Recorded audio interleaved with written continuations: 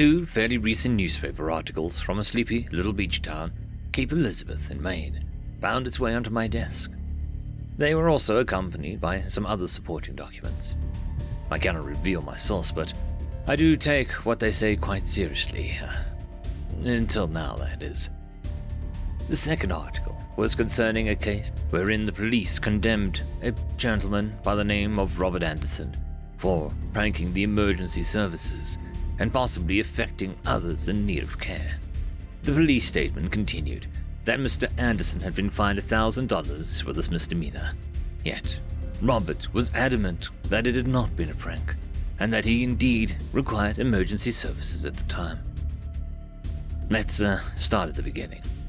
Article number 1 was an interview by a journalist who spoke to Robert. His story was quite far-fetched, but it was incredibly interesting. Robert worked as a lifeguard at a sunny Crescent Beach close to Cape Elizabeth. One day, while on duty, he saw a man struggling to move back from the oncoming tide. He was standing up, but when he tried to walk away from the sea, he wasn't able to. He also kept falling over. Robert immediately thought that the man had somehow been injured or had too many drinks, and ran to his aid. The man kept falling over, and as Robert ran towards him, the gentleman started screaming, a pure and visible scream of genuine fear. Other beachgoers were starting to form at the crowd, but as they could see Robert was so close, no one intervened. Robert immediately told the gentleman to calm down, and that he would help him with whatever it was that was causing the fear he saw in the man's eyes. The man stood up again with the help of Robert, but when he tried to take a step away from the ocean, he wasn't able to, and fell down. By now, the man had scraped a good deal of skin off of his hands and knees from falling over, and also trying to crawl away from the sea. The tide was coming in fast now. Robert picked the gentleman up in a firefighter's lift, but as he moved towards the sand dunes, he felt the man fall off, almost as if he was stuck and was pulled back by an unseen force. Robert was a staunch atheist and skeptic who didn't believe in unseen forces. The man's face was bleeding from where he had landed on something sharp. Robert decided the best short-term action would be to move all the sharp objects from around the man. He picked up several shells and threw them to the side, ensuring that the man couldn't fall on them. He also picked up a soda can and what appeared to be a nail. The nail looked really old and had strange markings on it. The only recognizable markings was the number 272. Robert became mesmerized by the object. He quickly snapped out of his trance, however, as a man was clawing at him and begging for help. He put the strange object in his pocket and again attempted the fireman's lift. He started walking towards the sand dunes, going slowly so that if the man fell again, it wouldn't be a hard, sudden drop. After a couple steps, he realized that whatever had caused the man to become stuck had stopped. Perhaps the sand had become less dense as the tide came in. Robert carefully carried the man out of the water and put him down on the sand dune. The man was in tears and quite hysterical. Fortunately, someone had phoned for emergency services, and the man could see a lifeguard vehicle driving up along the beach. This and Robert's gentle words calmed him down, and when emergency services reached them, the man was quickly taken to the closest hospital. From the information my source sent me, I found out that the man had been treated for the scratches that he had all over him, some of which required stitches, and then promptly taken to a psychiatric ward.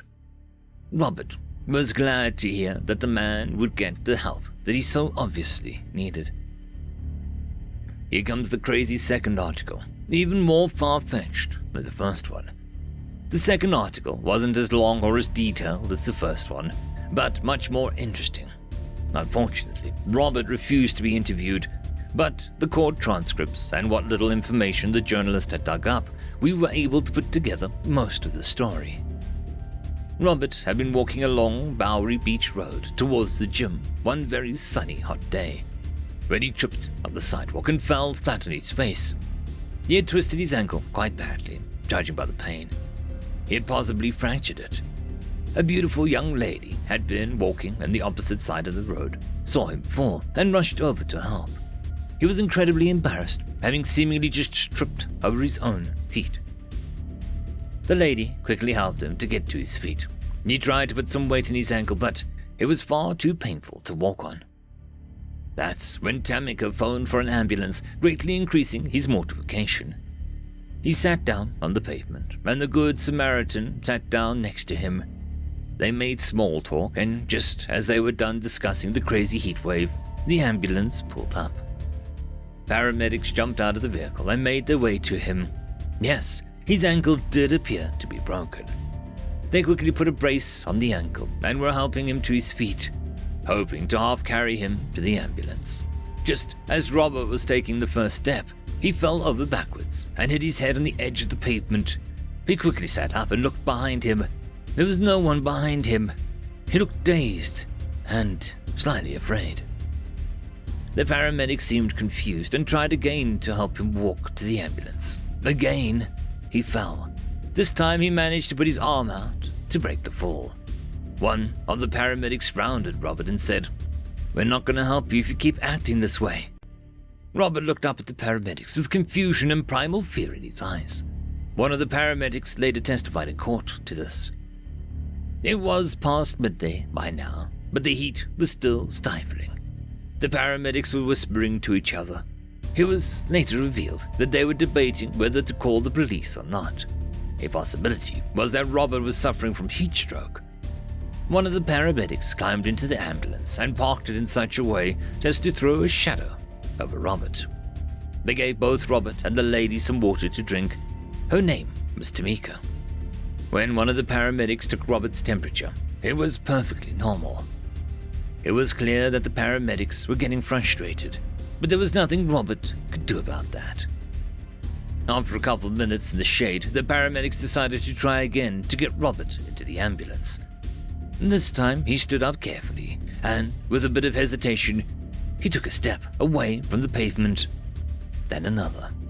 He was suddenly perfectly fine and capable of limping along with the assistance of the paramedics. This only increased their suspicions that it had been an act. Robert was helped to get into the back of the ambulance. Tamika testified that as she watched Robert being driven away, she noticed a nail sticking out on the pavement. She walked over to it. This must have been what tripped Robert. She leaned over and picked it up, and was able to pull it out of the concrete. She had kept the nail because of the interesting markings on it. The nail was not taken into evidence, as there was no proof that it had been the cause of Robert's fall. With the paramedics both having come to the same conclusion, and Robert not having a solid defensible reason for falling over twice while being assisted by the paramedics, he was found guilty. My source told me that after reading the second article, again featuring Robert and the mysterious nail, they thought that there may be something paranormal going on. Their theory is that the nail somehow was able to pin the person to the ground and only released them when they and it were in the shade, or some other unknown action. This doesn't explain how the gentleman on the beach was able to move when Robert picked up the nail. In fact, there are several ifs and buts in this theory. I don't think I'll be taking anything from my source seriously again. We may as well then believe that aliens had inhabited their bodies and couldn't walk properly because they didn't know how to use the human appendages. What my logic tells me is that the gentleman on the beach was too heavy for Robert to carry, and that is why he fell. Robert would obviously never admit to this. The man had probably also had too many drinks before going to the beach, and that exacerbated the difficulty of Robert trying to carry the man on his shoulders. He just happened to have picked up the nail. As for the second story, I believe that the heat had caused Robert to fall down when the paramedics tried to help him up. Heat stroke, or even just heat exhaustion, can be incredibly dangerous and very difficult to prove. The paramedics should have checked the temperature when they first arrived on scene, not when they'd already been cooled down, or maybe the thermometer was on the fritz.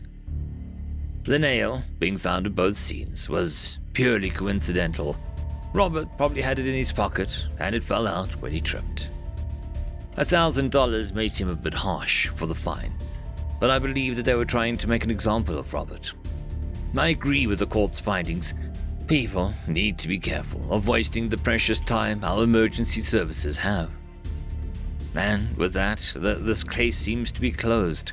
If you have any interesting things about this case, list it in the comments and I'll have a read.